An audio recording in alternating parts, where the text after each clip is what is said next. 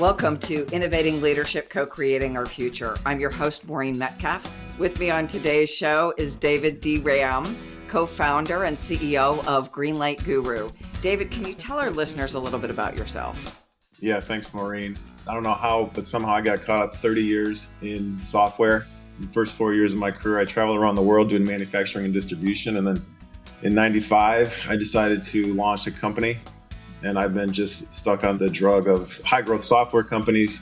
We've been having a lot of fun, learning a lot, making a lot of mistakes, and just kind of pushing along as we went. And you're not in Silicon Valley. We are not in the Valley. We are in Indianapolis. We really like it here. It's a little bit different mindset.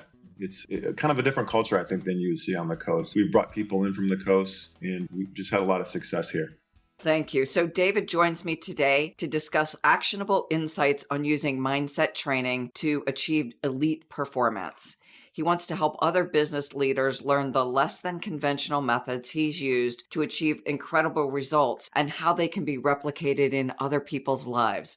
David, first of all, what is mindset training? I'm imagining for a lot of people, this sounds like something a little out there. Maureen, I'm really excited to share this with you and with your listeners. I think it's something that I've just tripped over.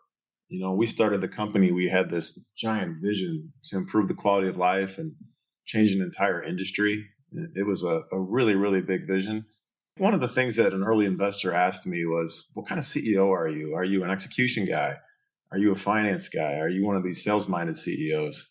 And I said, no, I think it's energy. I didn't really know what I meant by that when I said it. But I knew we had all these really highly talented people flying around with big dreams, looking to do big things. And Maureen, sometimes they would crash into each other. And I felt like from a leadership perspective, I could help them to really harness that energy and do things that they never thought they could do. Our VP of marketing says that inspiration is the job. So really getting all that talent together, the mindset coaching allowed us to really put a lasso around the talent in the way that we use the supercomputer that we've got in our head. Inspiration is the job. So our tagline used to be inspiring leadership innovation.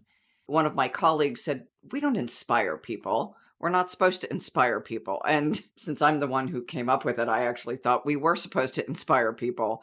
So say a little bit more about inspiration. Yeah, these businesses, they're about people. And so you're trying to get the best possible people. And then I would say the next two pieces are motivation and inspiration, and then also training. What can an athlete do with 4 hours of training a day? They can completely transform their career with that kind of training. Well, we're all athletes in the software game as well. So the training is a big part of it as well as we develop our people. And you know, when the competence creates confidence and you get a little bit of swagger, a little more confidence creates a little more competence. And next thing you know, you've got something really special. We get 200 people on a Zoom call and I look around and I see superheroes. I see Avengers. I see really, really talented people that had a hard time getting in. And once they got in, they really leveraged our mindset coaching, our training, all the programs that we use to try to get them to be best in the world. Now let's go into what is some of this mindset coaching and training. Tell me what it would look like. So I'm a listener who's heard nothing about this. Set the stage. I kind of just believe like what you do is what's important, not what you think. And I ran across a company called Dream Fuel, who does all of our mindset coaching for us. And they started to challenge my beliefs around what this most powerful computer ever invented that sits in your head, started challenging me on what it means in terms of your outcomes. And so our sales team started going through some mindset coaching. So it would be simple things like visualizing positive outcomes, journaling positive outcomes, breathing techniques. So we would start the day with some Navy SEAL breathing techniques that were designed to take us out of fight or flight and move us into more of a parasympathetic nervous system, very calm. Your body and your mind operate very well in that state. And a lot of us just fly around our days in a state of fight or flight. You could spend years in fight or flight if you're not careful. And so some of the things that the mindset coach taught our sales team, it allowed them to play at a very high level like you would see in the Navy SEALs. Just before they jump out of the truck and start shooting, they want to be in this state. So we did it with our sales team and the numbers just skyrocketed. So it was hard for me to ignore. It's hard to ignore the numbers, especially at that time when I was running both the sales team and the company, two very, very high pressure jobs. And at that point, we really started to lean into it. So your question was, what is it? It's not any one technique. It's a combination of a lot of things, but it's really learning how to use your mind to create positive outcomes. Our mission at Greenlight Gurus is to improve the quality of life, so to also improve the quality of your life. From the work I do in resilience training, we talk about 5 minutes of negative thinking causing 6 hours of physiological impact. So if I'm driving down the road and I see a mattress or a Christmas tree fall off the truck in front of me, I go into fight and flight and try to decide how to not kill myself or somebody else. Right? There's a lot of stuff that happens in my body at that point, adrenaline, cortisol. We do a mini version of that often when something minor doesn't go right in our day. This idea of the breathing techniques, it's one of the things I teach and I do often, is when I start to feel stressed, it's just breathing and recalibrating the parasympathetic nervous system. That's a start, but it doesn't get me back to then on target to deliver the thing I want to deliver. It just stops me from the panic over the tree or the mattress. Sure. And then still have to drive. Yeah, I think any athlete that wants to play at a really high level, they're going to start there. So I would think of it as fight, flight, or flow. Either you're fighting, there's some kind of strain that's coming at you. It could be a tough interval in a workout. It could be a tough moment in a meeting for a software athlete. It could be a really tough moment in a meeting. You've got to maintain that composure. So the strain or the stress hits you, and then you've got to make a decision on how you're going to respond to that. If you're going to fight it, you've probably got a lot of adrenaline, and that's not helping because we've got to be very logical. We've got to be very smart. If you're going to flight, if you're going to be in a panic, that's clearly not going to help. So the place where you want to start is in that base state of calm, or better yet, in a flow state. The types of people who are able to play this way have super high EQs. And I would break EQ down to two parts. It's being able to control your emotions, but then also as a leader, knowing how those emotions impact other people. Huge for an executive. If you don't understand how your emotions are impacting other people, you have a giant blind spot. And if you're in fight or flight, you're not going to be able to realize how you're impacting other people. Flow has a technical definition for people who don't know that term. What is flow?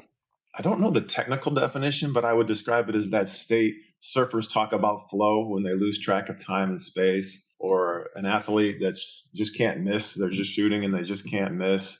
Maybe when you're reading or even being at the movies, I think you could go into a flow state where you're completely focused on one thing. I've heard a UFC guy describe it as when your car is skidding off the hill and you are completely focused in that moment on exactly what's going on. You're not looking at the clock over to your right or wondering what's for dinner. Completely focused and present in the moment is what flow state is defined as. And I think surfers kind of coined the term or own the term when they're in the tube and the waves are crashing down around them, but they're in the middle of all this intensity, but then also very calm.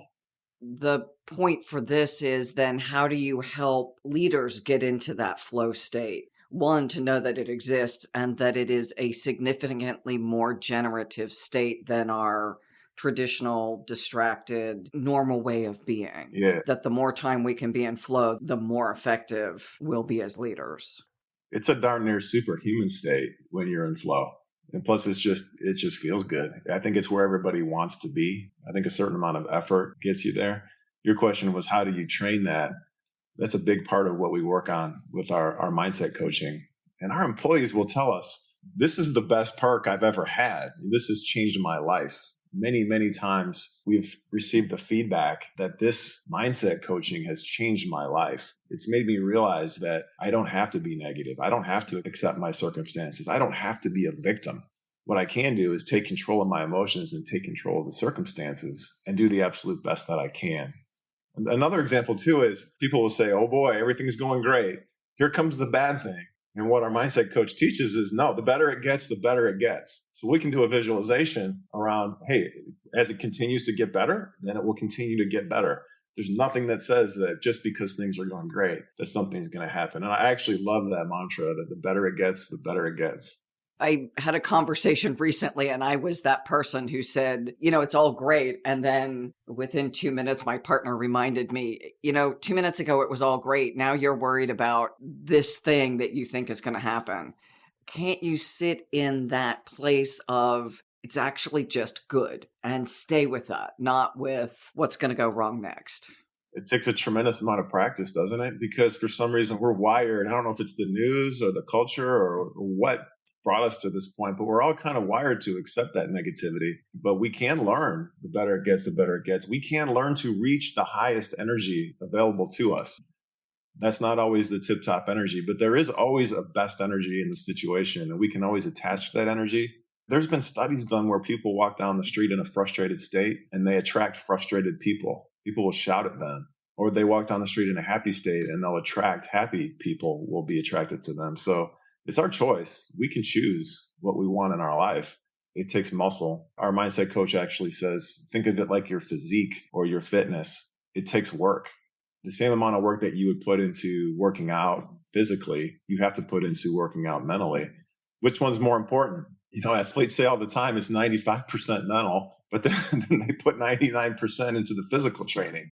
Then you see these elite football teams, the Alabamas and the Georgias, they hire mindset coaches. They're looking for that edge because everybody is investing in training and schemes and players and making sure they have the best. But what do the best of the best do? They invest in mental coaching, mindset coaching, and trying to get that mental edge. And we've done the same thing. And the results have been tremendous in the investment that we've made. I want to go back to something you said earlier that we're taught, and I think our brains are wired, if I understand this properly, to keep us alive. So they will continue to go to the negative thing that could happen so that we prevent it or are prepared to deal with it.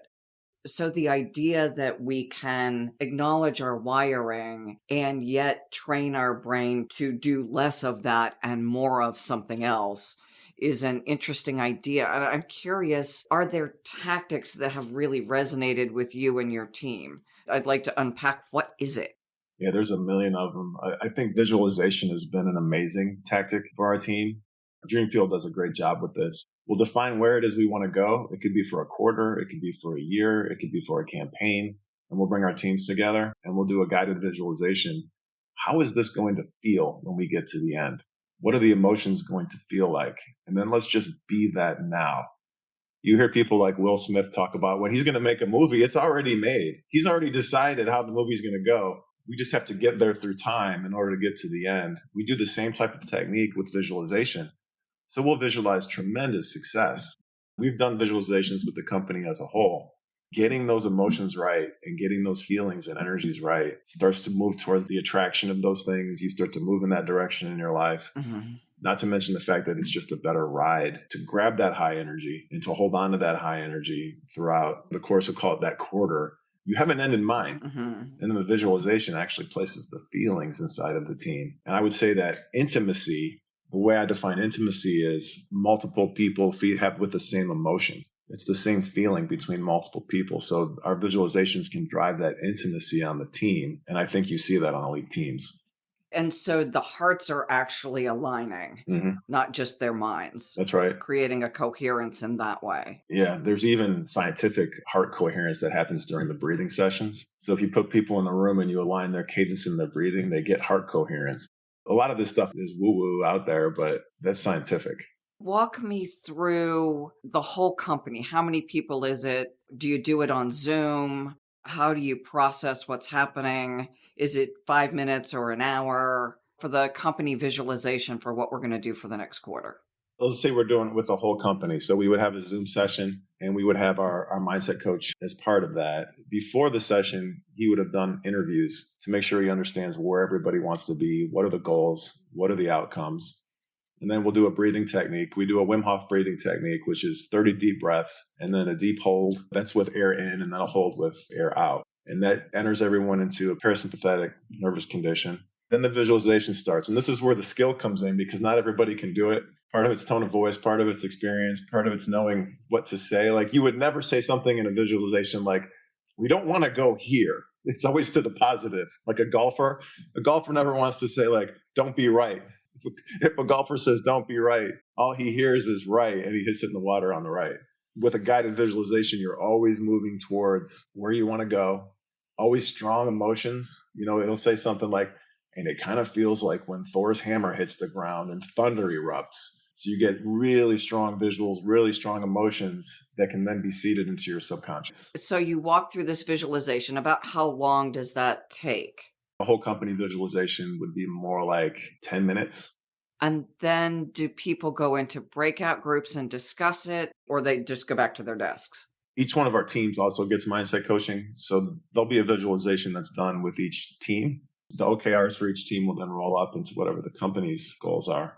They'll get their own individual mindset coaching. But in terms of the session, we do a session once a month called The Incredibles. That's an hour and a half session. So it could be in the course of that hour and a half session, we could build and execute a visualization. We've done that before. It's been a few years since we've done that, but we've built and executed a visualization inside of an Incredible session. But we'll bring speakers on for that Incredibles, which is really cool. We've brought in military heroes and local community leaders. We've brought in our customers who are also our heroes. They're incredible. And the premise was we believe in doing the incredible. It's incredible, not impossible. And we set really, really big goals. And I think that's part of the reason why we needed this mindset coaching is aiming that high. The distance from where you are to where you want to go, it represents how much confusion or anxiety or disorder or darkness, whatever you want to call it. And so you got to have something to deal with that. You can't leave that amount of pressure just sitting there unchecked. We call it fire. So that's the fire. That's the stress, the intensity, the burn that exists in the company when you're really trying to reach that high growth number. Increasing your growth at scale is really difficult. There aren't a lot of companies that are doing that. So as we push that hard, we need some ice on the fire. Instead of going out with the sales team and having a bunch of drinks and burning them out, we'll go on, we'll take them to a recovery room and do cryo. This is ice. We'll do cryo. We'll do Normatec, put the boots on. We did a mindset visualization while doing Normatec and cryo, that kind of thing. So that's the ice that lands on top of all the fire that we build in the company by setting these monstrous goals. What's Normatec? I know what cryo is, but I'm not sure all of our listeners do. Okay. Yeah. Cryotherapy, where you get into, I think it's negative 240 degrees for 3 minutes. It's not nearly as bad as it sounds because we've also done ice baths, and ice baths that's about as bad as it gets.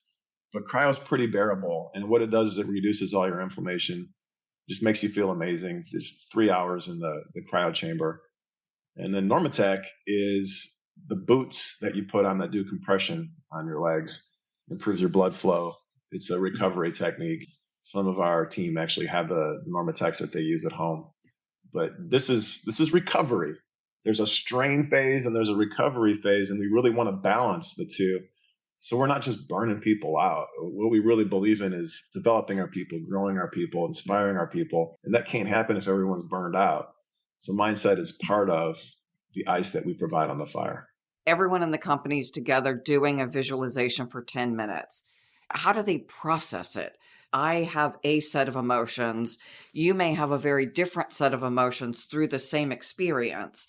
And then we've got 198 other people or however many who are also having an emotional experience. How is that then harnessed for the team? Part of it is just the level of skill in creating the visualization. And ideally, we're getting that intimacy and people are feeling the same emotions. A good example is one team had a bunch of goals right before the end of the year, and they did a visualization that they had their feet up, they were drinking red wine and just watching the fire. The year was over. They had no rush at the end of the year. They weren't trying to rush and finish things out over the holidays, but they were done early and feeling good about it. And sure enough, that's exactly how it rolled out. Do they then just go back to their offices, or do they create action plans based on this? I realize it's part of it is bringing the unconscious conscious and then taking the conscious and making that unconscious. Is there then an action that results? Each one of the leaders has built out the OKRs and built a strategic plan, and we know what the actions look like. And then what we're doing is we're layering emotions on top of those actions so we know what it's going to feel like when we win. So it's not replacing the traditional business management. No, it's on top of that. So after all the planning, the quarter planning, the annual planning, the campaign planning, after all that's complete, then we'll bring the mindset coach in on top of that to get the emotions right. Got it. That sounds much clearer to me. If I were thinking about running a traditional business, I'm going to keep doing all the stuff I do, and I'm going to invest, it sounds like not a ton of time, a little bit of time. That's right. In mindset coaching. I have a session once a week. Most of our leaders is once every other week, but I have a session once a week. And if for example, last week we did a visualization on a campaign that we want to go a given way. You're priming, because I think we're in a tornado. It's never one thing. Anyone that claims like, if you do this, you'll be successful, but it's a million things that are changing all the time, especially in a high growth company. So you're trying to put your finger on this, but then this thing moves over here. So the mindset coaching is you're just tightening the engine. And by getting that every week, it really allows you to take control of your emotions and just perform at a much higher level. Do you meditate every day or do something daily to reinforce? And let's go back to the gym idea. I can't work out an hour a week and be fit. It's pretty much every day. That's right. And there's just a million different ways you can attack it. There's journaling. There's lots of different breathing techniques. You can do an hour-long breathing session. You can do a 10-second breathing session. You can do short, powerful breaths. You can do long, slow breaths. You can do prayer. I consider executive coaching a lot of times as mindset coaching, the traditional mindset coaching that you get, all the nutrition that you do, all the recovery that you do. Ice baths are huge to reset your nervous system. The cryo, I could probably create a list of 50 different ways that you can work on your mindset. And by having that toolbox, you know what to use at a given time. Before I do interviews, I do a little bit of breathing and also a clear intention about the outcome for the interview. But it's a minute, 2 minutes. Mm-hmm. Now our listeners can judge. Maybe I should do it longer. It sounds like you're doing great. But there is a piece of making sure the stress from the day, whether it's I'm going to oversleep and I'm going to miss my plane or whatever it is, that doesn't move into the conversations I'm having. Mm-hmm. It's hard to remember to do it, but once it becomes habit, it really does, I believe, improve my presence. There's a hygiene to your mindset. It's almost like brushing your teeth. You wouldn't leave the house without brushing your teeth because you've just built a hygiene around that. And when you're in a low energy state, you're running a lot of cortisol, you know that you need to fix that because you're probably going to be snappy. And we just can't afford that. Relationships are everything in our business. There's one thing that I've learned in 30 plus years in software. The relationships are number one, these one-on-one relationships that we have. And we simply can't afford to be in a state where we're going to be emotionally combative. It's not constructive. Mm-hmm. So when we're in a bad hygiene state of cortisol, adrenaline, and you're running the wrong neurotransmitters, you feel that and you want to get that corrected. So you fall back into one of the Swiss Army knife techniques. There's something that you can use that will bring you back into more of a calm state. As you train everyone in the company, do they go through something like a boot camp where they learn the tools? It is department specific. So each one of the leaders will put together a plan for how they want to have the mindset training flow. But it started in sales and everything seemed to be doubling and tripling in terms of the output. So we moved from sales into marketing and we moved to customer success and to software development and product and to executives. It's really reached into every area of the company, operations, HR. We've managed to make this part of our culture. Say more about how it's integrated into the culture. Because I think of a lot of companies invest in programs and then they just go away. Mm-hmm. This sounds like you've invested in it and it stayed, which means you're doing more than investing the money. First off, I think it's important that we define what culture is, because if I asked 100 people, I do this a lot, I ask them what a company culture is, you will get 100 different answers. And the one thing that I learned running a lot of these companies is culture is everything. Culture drives results. Culture is not part of what we do. And we don't build culture to get results. We build culture so that we have an amazing place to work. That is the aquarium. That is where the fish swim. So the first thing that we had to do is we had to define what a culture is. We have a very simple definition of a company culture. And here's what we came up with. The culture is how the work makes you feel. That's it. You can get 100 different answers. There'll be some version of that. And so you will work how you feel. So the culture is how the work makes you feel, how the company makes you feel, how the job makes you feel, how your team makes you feel. And from a consistency perspective, then we started with a set of mission, vision, values. Those values have not changed since day one. And we've always realized that it is about people. We're still a tiny company at 200 people. We're still a very small company. It is about people. What I've tasked myself with is if on Sunday night, you're not just absolutely excited to come to work because of the hard problems we get to work on and the people you get to work with, then I've failed. That's my number one responsibility, is that you are just absolutely excited to come to work because of what we're doing here and who you get to do it with. So with that said, then we want to invest in the very best people. And we think we've done an amazing job in the team that we've built here. And then we want them to be very motivated and highly trained. And what we realize in the training side, we've really focused on mindset training. There's lots of training that we do outside of that. But if we can get this thing right, if we can get our heads right, we can get the way that we're speaking to ourselves right and have a high degree of emotional intelligence, we get out in front of so many of the problems that we normally would have had if we can just get the conversations that we're having with ourselves right. So how do you hire for that? Because my guess is you don't just take people who are not in control of their thinking and try to train them. You bring people in who are already along this path. Yeah, there's a very high EQ quotient that we're really looking for when we're making a hire. You can be the most talented, highest producer. And if you don't match the criteria that we're looking for from an emotional makeup, then you're just not going to be a good fit in our culture. And early on, when we went away from that, we saw it immediately. It would stick out. We would have to make a decision. So we're hiring people who have that very, very high EQ or have the potential to have a high EQ, people that want to be a part of a team.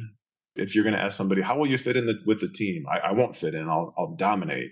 That's probably not a good fit at our company. We have a core value of fanatical support. And if you can't match our mission, vision, and values, then you're not a good fit in our culture. So I think because of that, because we've learned through the years what is a good fit, we've been able to work with all of our hiring managers and make sure that the team that we're building here is full of people who are not only high performers, but also want to be great teammates. That seems like it makes a huge difference in every aspect of running a company. They'll say, man, it was really smart to build that so you could get all this growth. And I said, no, we just wanted a really great place to work. That we started from a very simple place. Like, we want a great place to work with great people. There's nothing fancy there. So the aquarium has to be fantastic, great places to swim, great problems to solve with awesome fish. That's the visual that we use. What it results in then is that culture and how the work makes you feel. You feel great. You do great work. And we've managed to really live our mission to improve the quality of life, and then also to change an entire industry. That's a big, big vision that we've been able to execute on.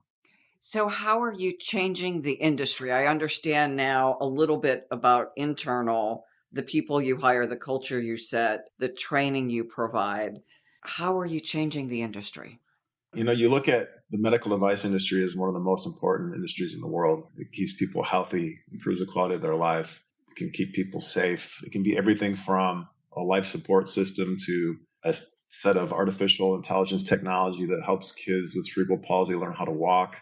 It could be a tongue depressor, a wheelchair, a hospital bed. All these things can be medical devices. It could be a knee, like an implant in your body.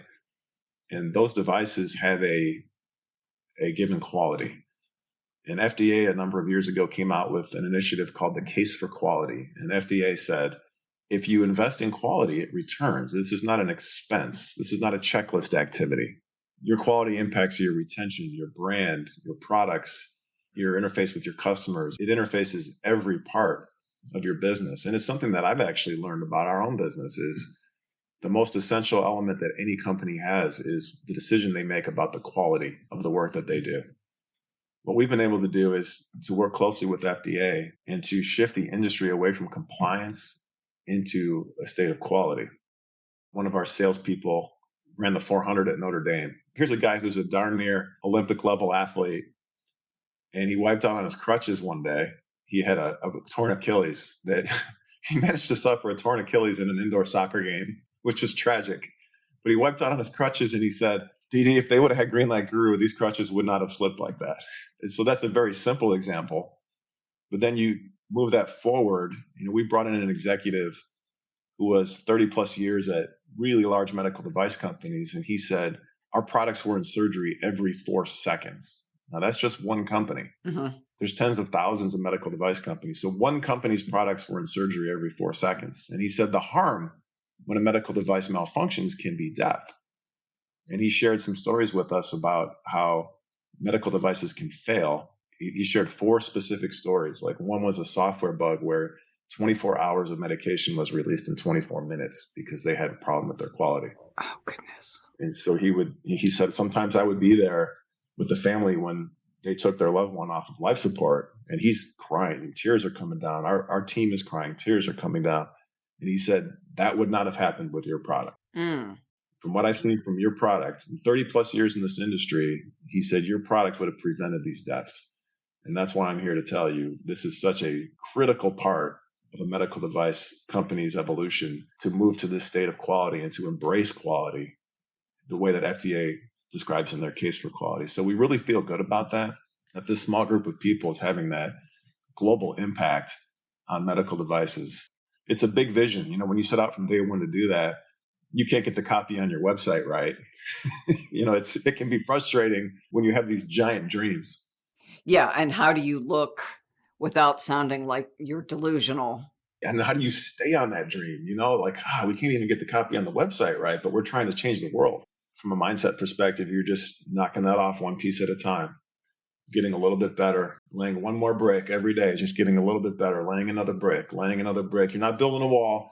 You're just laying one brick at a time. So how long have you been doing the mindset coaching? In 2016, I really started to embrace it. I just couldn't ignore it anymore. It's not just what you do, it's also what you think. What you think has a very profound impact on your results.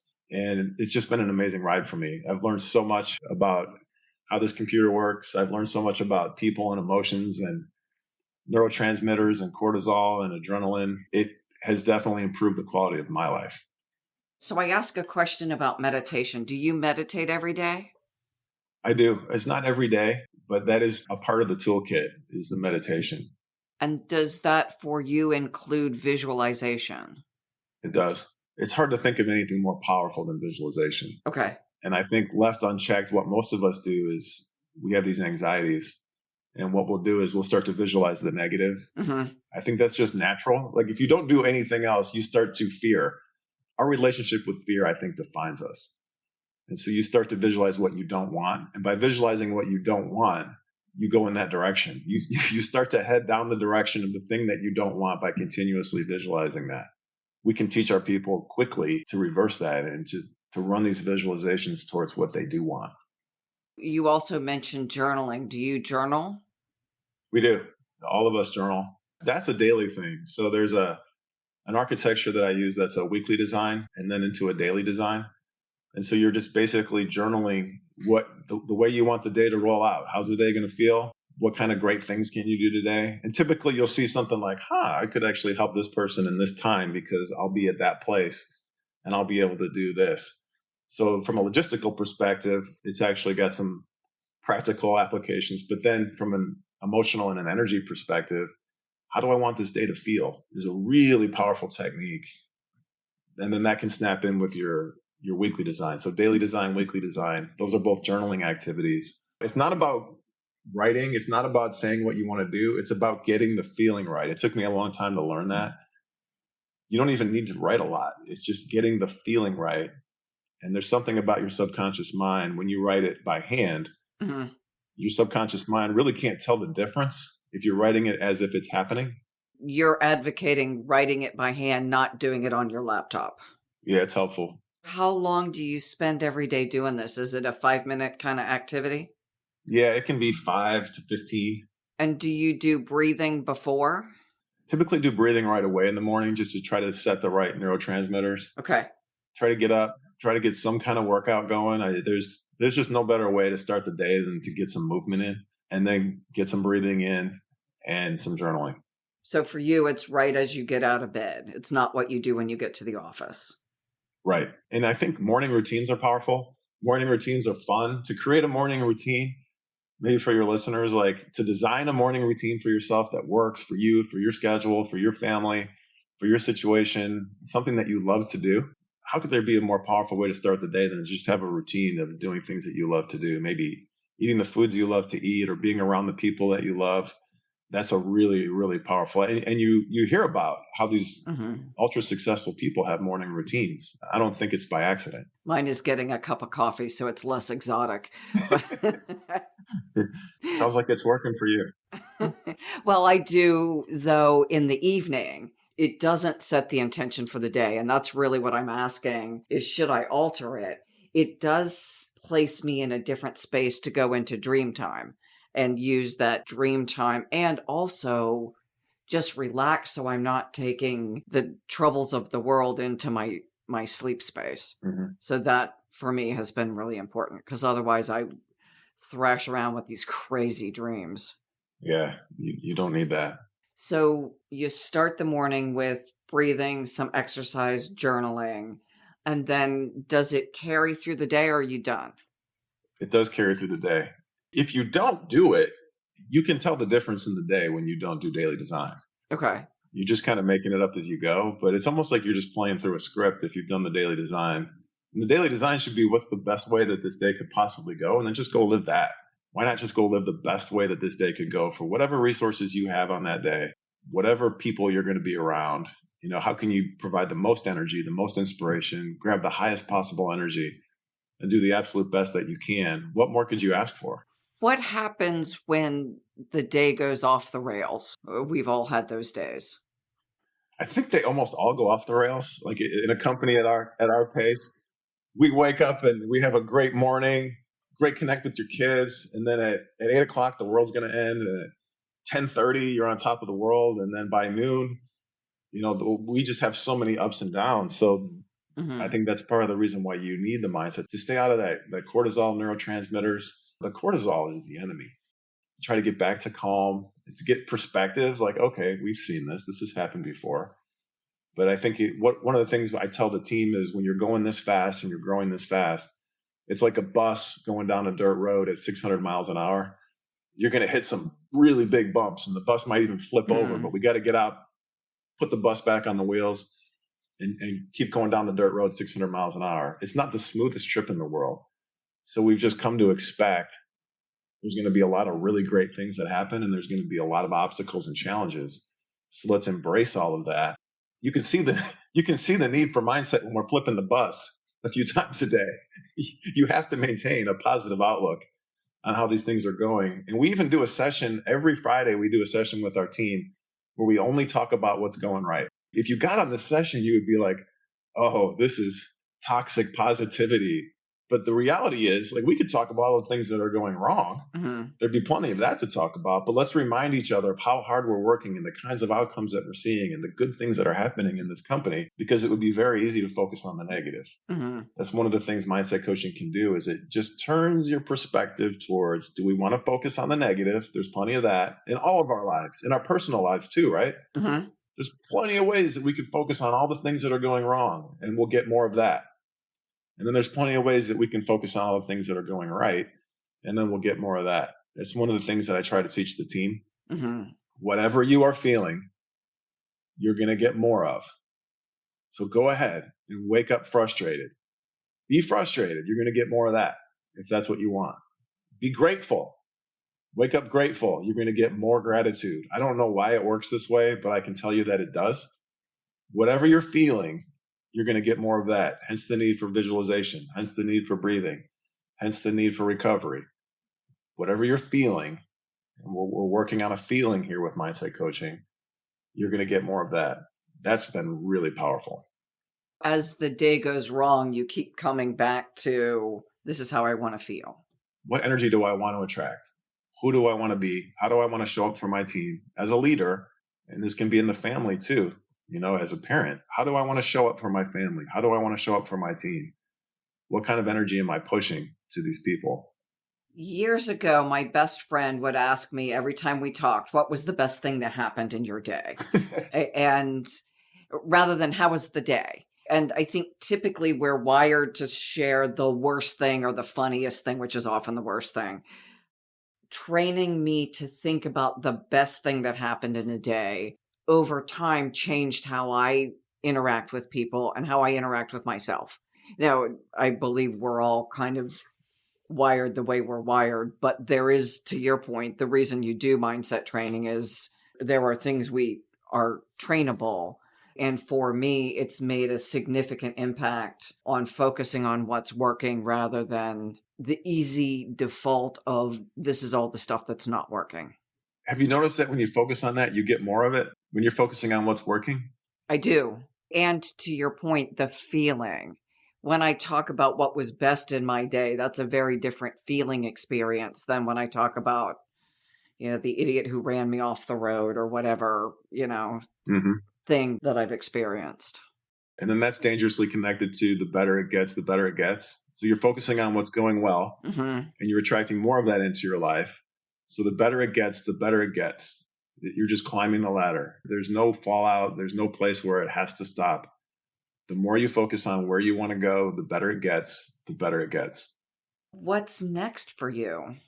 It's been amazing how we've really lived this mission to improve the quality of life. So investing in the company and really growing the company to impact more lives and to improve the quality of life. And we've got a really cool project that we're working on as well, that we're building a Greenlight Gurus center where we're working with kids in the community and helping them. There's mindset coaching involved in that as well. But it's athletes that we're helping get athletic and academic scholarships. So as a foundation, the Progeny Foundation I started about 12 years ago. And with the Greenlight Guru Center is helping those kids with their mindset coaching, with their nutrition, with their life skills, with their habits, and leaning in a very significant way and building a facility, doing tutoring, mentoring with the kids, and just giving them all the resources and advantages that nobody thought that they'd ever have to improve the quality of their life. So it's an extension of our mission to improve the quality of life. So as our business continues to thrive, giving back to the community to see the kids in the community thrive as well. Mm-hmm. So how many kids would the center support? We're looking at 10 kids at each grade level. So it would be 110 kids from first grade all the way up through 11th grade. It's not like we're trying to pull in, 10,000 kids. We want to do what we can with those kids and to help those kids to excel both academically and athletically. I love the connection between we're doing good work in the world that pays us and we're giving back using the strengths and tools we already have to support the community in the way we value. It's such a natural extension of our mission too. Our mission, vision, values, mission, improve the quality of life, vision to be number one in the world. It would be the same thing with the Greenlight Guru Center. We would look to be number one in the world in terms of how we develop kids, how we help kids with their mindset, just nutrition, body language. You can see the electives that they would be able to take at the Guru Center. Learn about nutrition, learn about mindset, learn about body language, learn life skills, just simple leadership, things that kids don't learn. There's a class on investing in crypto that we visualized. The kids are super excited. Like even the coaches are like, could I learn how to invest in crypto? There's a lot of really, really cool initiatives inside the Greenlight Guru Center. Ice baths would be one example because the facility is first class, and being able to use ice baths as a both recovery technique, but also a mental toughness technique as well. Yeah, ice bath to me seems like a mental toughness technique. It does not at all sound appealing, by the way. I've talked to NFL athletes who said, I've done an ice bath every day for 10 years and it's never gotten easier. So imagine if you're, a 14, 15, 16-year-old kid having to endure that same type of mental toughness. It definitely creates, they call it callousing of the mind, where your mind becomes tough. Mm-hmm. You're able to get through things. You're able to maintain that calm in very intense situations. For me, it was climbing Kilimanjaro, but I don't do that every day. I did it once. And it just took all of you? Was it something that took all of you? Oh my goodness. And then some.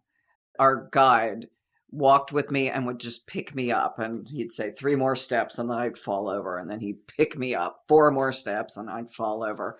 I was like a little rag doll by the time we got to the top, but we got to the top, and that was part of it. For me, it's been Outward Bound, where I didn't imagine I would be doing creek crossings and by the end of the week just walking for hours in wet shoes and wet clothes. And it's not the dream vacation with, cute cocktails and things on the beach, but it did provide a level of mental toughness that went with the physical stuff, because you can't just quit in the middle of the Yucatan or the middle of Kilimanjaro. You don't have to keep going up, but you have to keep going somewhere. You can't just stop on the trail. Now you nailed it. So when you got to the top, this is the whole point. This is it. This is where I believe life starts. You got to the top, and I'll bet you said to yourself, I can't believe I just did that. Oh my God, you have no idea. I was a kid who didn't do athletics. I thought the president's physical fitness 300-yard dash was terrible. And now I'm climbing a mountain. It pulled on parts of me that I didn't think existed and certainly didn't think I could activate. And at that moment, when you said, I can't believe I just did that, that's where we believe life starts. And if we don't set big goals, we'll never get that. And so we call that love. It's that passion, that quest, that love, that trying to do something that you're not sure if you can do. It creates all that anxiety or darkness that we talked about because it's scary. So we got to do things like mindset to get through the fear in order to get that feeling where life starts. And that feeling is, I can't believe I just did that. I can't believe we just did that. That is the joy and the fire and the passion and the love of life that we try to instill in our kids, in our team, that I try to work with my kids and my family. Like for me, that's the essence of life. That the essence of life of unlocking that next level where it's, man, I can't believe we just did that.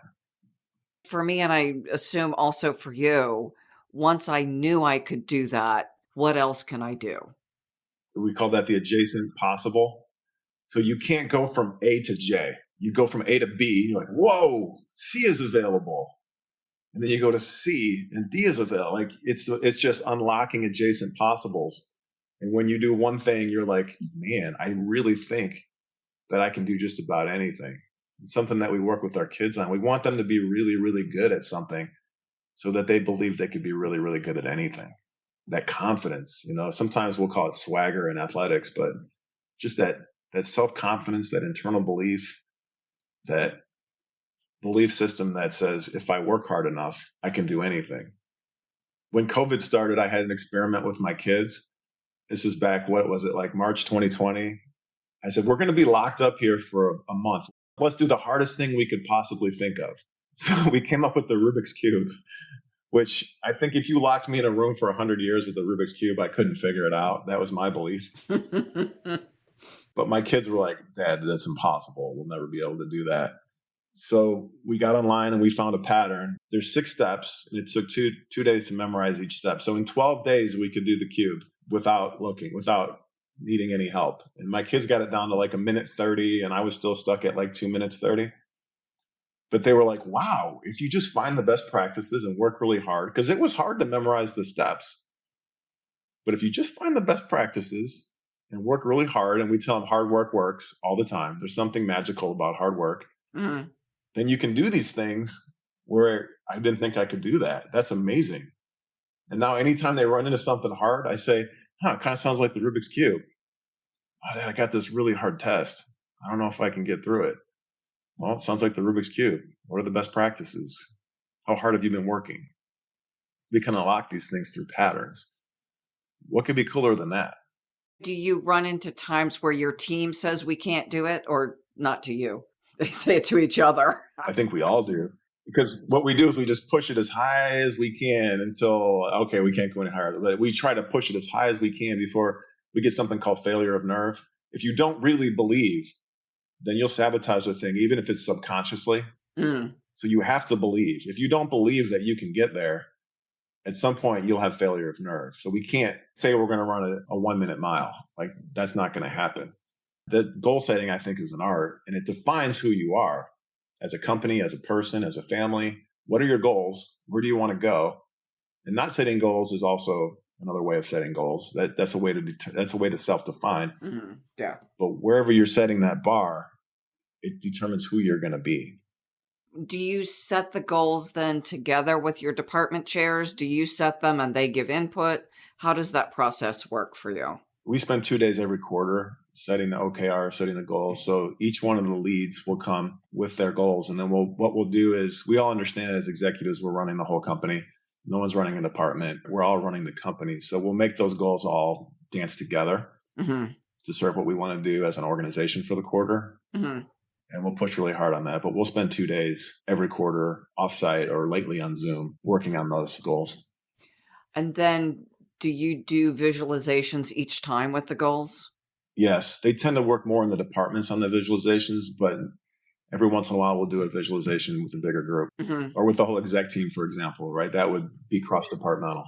Yeah, I would think that as you're setting company goals that the exec team would also want to visualize and come back to that sense of coherence. That's a big piece of the puzzle is trying to make it all work together. It doesn't matter if one department is on fire and the others are not, you're still not winning. That's one of the biggest things that we're working on as an executive team is everybody's running the business. You started doing this in 2016, so that's about 6 years. You've been running software companies or working in the software space for 30. What do you wish you would have known before? I wish from the jump somebody would have explained to me the emotional skill set that's required to run these small companies. I've been fond of saying this and looking back over 30 years. Sometimes these really high growth small companies, small company, less than 500 people, sometimes they feel more like a hard workout than a business, like a traditional, maybe a manufacturing business that's growing 5 or 10% a year is a completely different animal from a decision-making perspective, from an organizational structure perspective, momentum, pace, energy, balance, people, the kinds of people who are attracted to this kind of business. It ends up being all these super talented, smart, motivated people flying around and sometimes crashing into each other.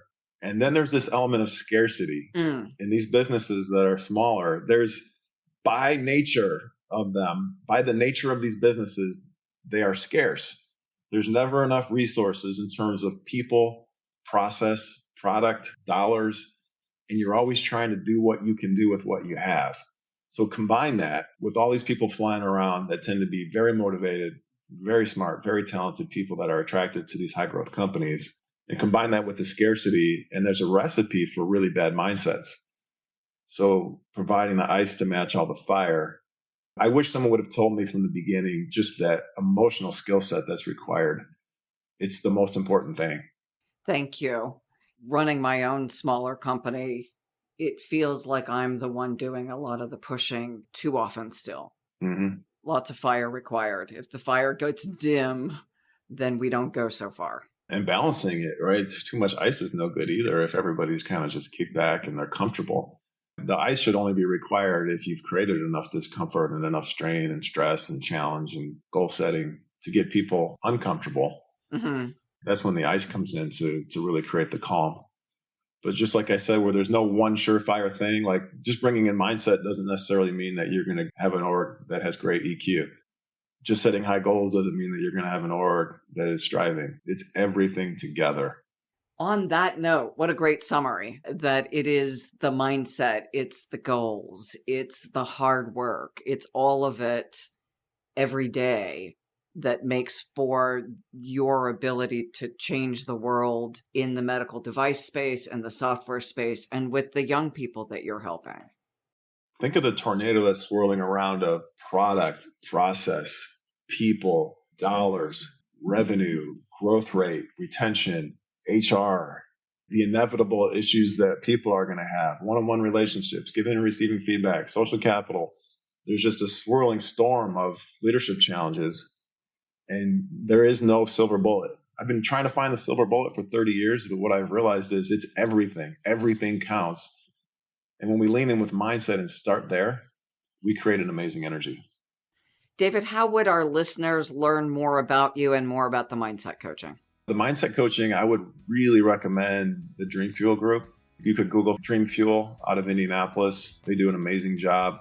And I know that they've had similar results with multiple companies. It's not like Greenlight Guru is a one-shot success for them. There's multiple companies that they've coached. And to get in touch with me, you can reach out through LinkedIn, be a good way, or through our website, greenlight.guru. Thank you. And thank you to our listeners for engaging with the show and for being the people who are leading during such a challenging time in the world and making an impact every day with the work you do. Please continue to listen, like, and share our content.